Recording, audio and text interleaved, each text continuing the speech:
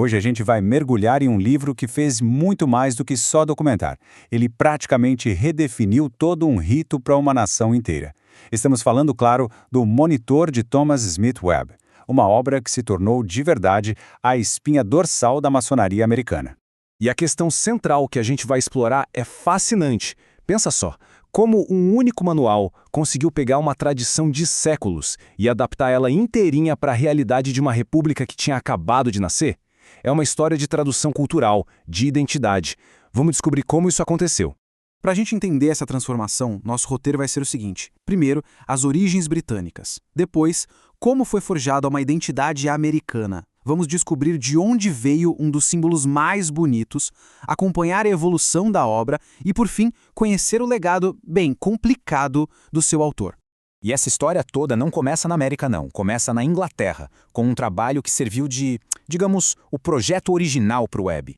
O Monitor de Webb, que saiu pela primeira vez em 1797, era basicamente um manual maçônico, sabe? Mas pensado para o contexto dos Estados Unidos. E a primeira versão, bom, não era lá muito original. Na verdade, era uma seleção cuidadosa de uma obra inglesa muito famosa na época, a Illustrations of Masonry, do William Preston. E essa influência era gigantesca. A primeira edição era, na prática, uma compilação direta da 8ª edição do livro do Preston. O Webb pegou o primeiro livro dele, tirou uma coisinha aqui, outra ali, mas o texto, os capítulos, era quase tudo idêntico. O mais curioso é pensar que hoje, só uma pequena parte desse texto original sobrevive nos manuais modernos. Isso já dá uma bela pista da evolução que viria pela frente. E aqui a gente chega no ponto-chave. O Webb não estava só copiando, ele estava adaptando. Estava, de fato, traduzindo um ritual que nasceu num reino para a realidade de uma república. Dá uma olhada nessa citação aqui. É da fonte original do Webb, o livro do Preston. A frase diz: monarcas em todas as eras foram incentivadores e promotores desta arte. Uma linguagem que, para a Inglaterra da época, era super normal, claro. Agora, olha só a genialidade da adaptação que o Webb fez. Ele pega a frase original do Preston sobre monarcas e, transforma em os grandes e melhores homens. É uma mudança de poucas palavras, mas que tem um impacto ideológico imenso. Ele está, na prática, americanizando o ritual. Mas por que ele fez isso? É só a gente lembrar do contexto da época. Nos Estados Unidos, que tinham acabado de sair de uma guerra de independência contra um rei, qualquer menção positiva a monarcas era, no mínimo, indigesta. Webb percebeu que o ritual precisava falar a língua da nova república. Simples assim. A sacada do Webb não foi só tirar coisas, mas também adicionar. Ele foi um mestre em juntar diferentes fontes para enriquecer o simbolismo, como no caso de uma ferramenta bem específica. Um dos símbolos mais famosos do grau-de-mestre maçom é a trolha, certo? A colher de pedreiro. Mas o curioso é que se a gente for procurar a explicação moral dela nas fontes mais óbvias que o Webb usou, Preston, Finch, Pritchard, a gente simplesmente não acha. Fica a pergunta, de onde ela veio então? E a resposta estava numa fonte menos conhecida, o ritual praticado em Bristol, na Inglaterra. E a beleza do simbolismo é fantástica. Lá dizia: somos ensinados a usar a trolha para o nobre e glorioso propósito de espalhar o cimento da afeição fraterna. Webb pegou essa moralização linda e importou, e ela se tornou um pilar do ritual americano. O Monitor não nasceu pronto e acabado. Webb publicou 7 edições ao longo da vida, e cada uma delas era como uma foto, um registro da evolução não só do seu pensamento, mas do próprio rito.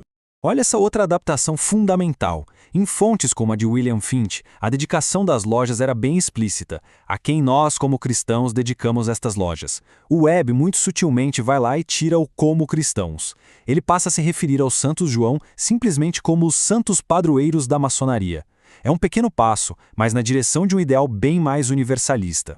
Essa linha do tempo mostra bem a jornada. Começa em 1797, quase uma cópia. Mas já em 1802 vem a grande reorganização. As referências à monarquia são limadas e entram a moral da trolha e o Salmo 133. As edições seguintes só foram expandindo o manual, adicionando seções, cerimônias para outros graus e até reescrevendo a história maçônica para o contexto americano. Foi literalmente o trabalho de uma vida. Para fechar, a história do Webb não acaba nos livros dele. O legado é também uma história muito humana, sabe? Cheia de honra, mas também de morte e de conflitos familiares. O fim da vida de Webb foi, bem, digno da sua obra. Ele morreu de repente numa viagem em 1819 e foi enterrado lá em Ohio. Mas, atendendo a um pedido que ele fez em vida, seus irmãos maçons exumaram o corpo dele e levaram para Providence, Rhode Island. Imagina a cena, um cortejo de 350 amigos e maçons prestando as últimas homenagens, usando o mesmíssimo ritual fúnebre que o próprio Webb escreveu, um testamento final do impacto que ele teve. Anos mais tarde, o legado do Webb sofreu um baque. Lançaram uma edição não autorizada do Monitor e o filho dele, Thomas H. Webb, ficou furioso. Ele disse que era uma caricatura miserável e acusou os editores de não se guiarem pelo prumo da retidão nem pelos preceitos do próprio Monitor. Foi uma defesa apaixonada do trabalho do pai. E tudo isso nos leva a uma reflexão final. A história do Monitor de Webb é, em essência, a história de uma grande adaptação. Então fica a pergunta: onde é que está a força de uma tradição? Na sua pureza original, intocável, ou na capacidade que ela tem de evoluir, de se adaptar e de refletir os valores do seu tempo e do seu lugar? A obra de Webb com certeza sugere uma resposta bem clara para isso.